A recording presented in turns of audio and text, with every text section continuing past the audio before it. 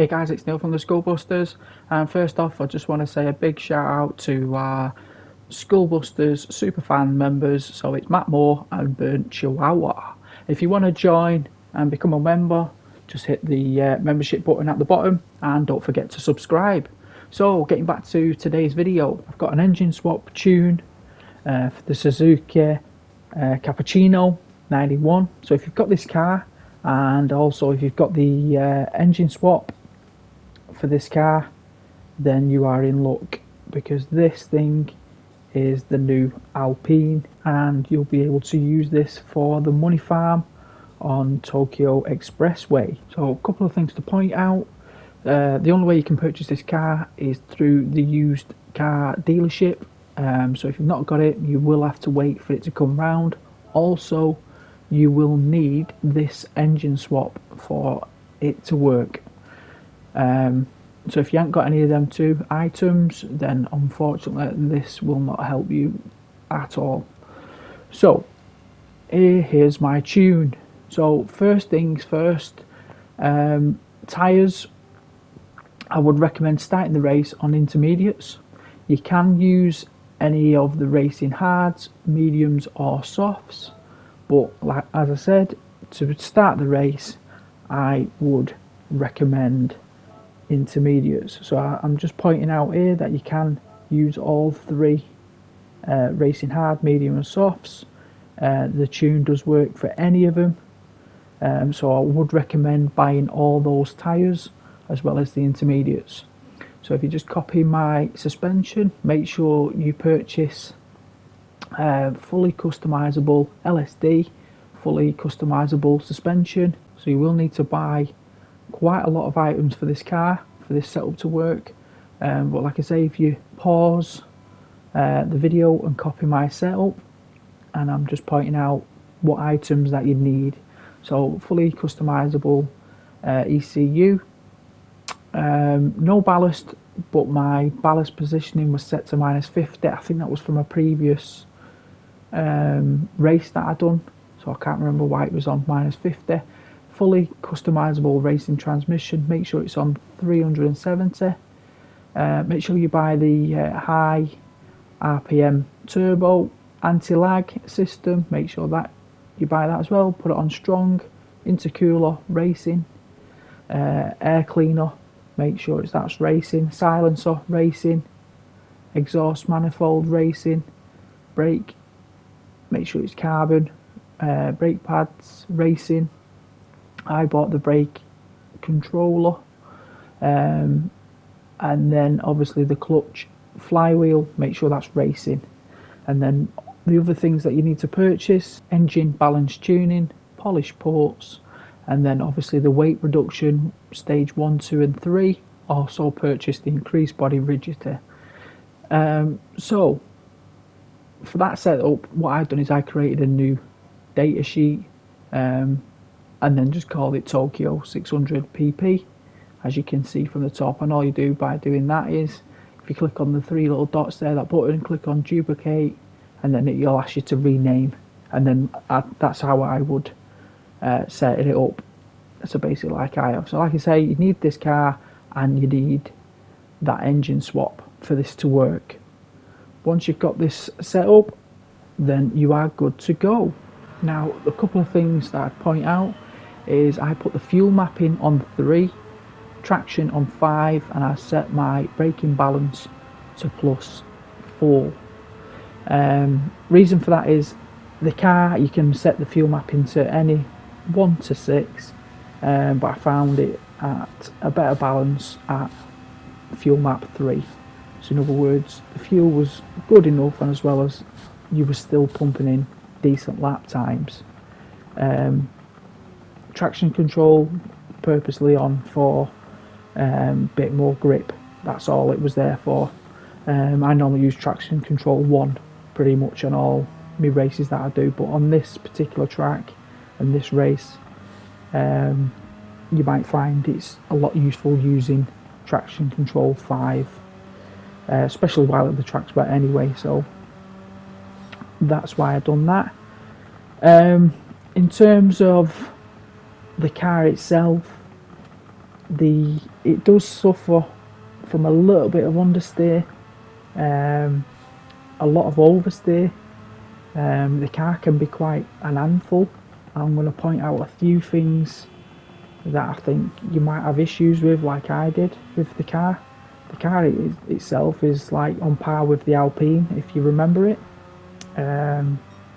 I call this car a bit squirrely, if that makes sense. In other words, you do not know what it's going to do next, whether it's go left or right. If you make any contact with the wall, as I'll show you shortly, it does and it can compromise the car massively. And I mean just a little touch with a wall or a barrier, the car is uncontrollable and it's horrible. I'll point out in a minute. So this is just the first lap, just so that you can see like how well you can pull away. Like I say, if this was on fuel map 1, you can start pulling away, but you're just eating at your fuel.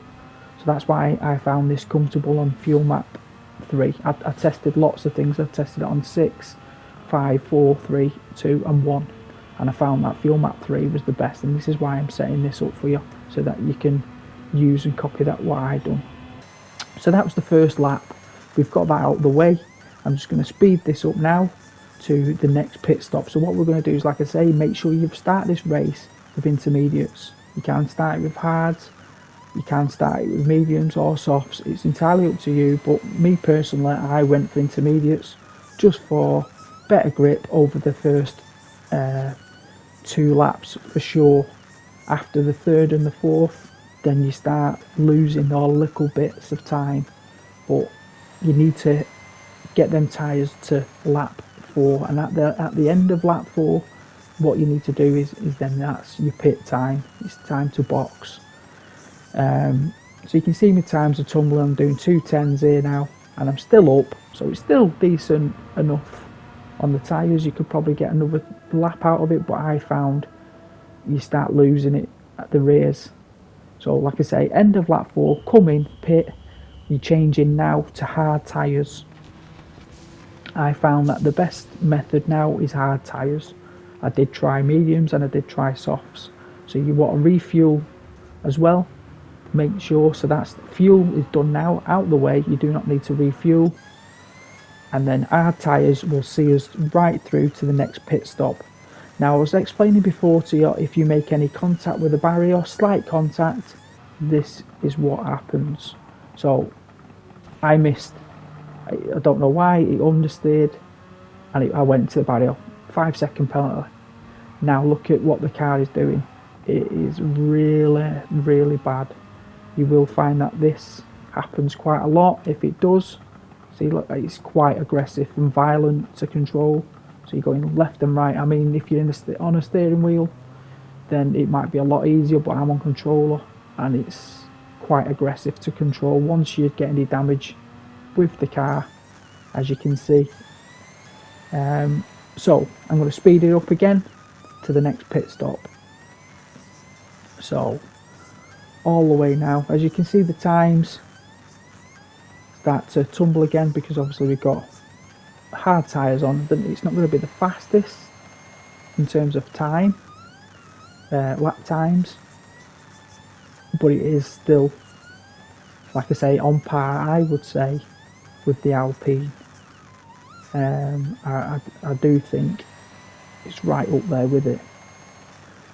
So speeding this up, and what we're going to be doing is getting to lap 9, and at the end of lap 9, that is our next pit window. And then we're going to be changing the tyres to softs. And like I say, we do not need to refuel. It's just a matter of seeing through now to the end. So like I say, we're pit end of lap 9, soft tyres on, no need to refuel.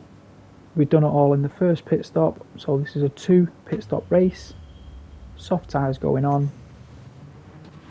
nice fresh boots, and away we go. Now this is the time where you can start pumping in some decent lap times. Best so far that I've managed is just under, I think, 2 minutes. but I do think this is capable of 155s, 156. I reckon, but I reckon you need fuel map 1 for that. Whether you want a chance, fuel map 1 on the end here, towards the end, I found it can become a bit unstable on the last lap, because as you'll see soon, the tyres start wearing pretty quickly. You're lucky if you get 2 or 3 laps out of these tyres on softs. Now I want to show you again a little bit of contact, what it can do to you. Now this is like really minor contact. If you look, just brushed the front left, but it gives me major damage. Now as I get through here, I lift off, and then the car just goes absolutely violent. I can't control it, it's gone. I just hit the handbrake, and luckily I just tap and get control of the car. I just wanted to show you these little things, because you will experience them, and it will cost you time, and it will get you penalties. So you need a really good clean race in terms of no contact with barriers, cars, etc. I did manage to lap a couple of cars, so this is a really decent car, like I say. I think probably some of you guys will probably do better than what I've done in this race in particular. So my fastest in this particular race was a 2:02 2. Overall 26 minutes and 24. I do think you can get that down to 25 minutes without a shadow of a doubt. So I hope this video helps. If it did, don't forget to like and subscribe. Thanks for watching, guys, and see you all next time.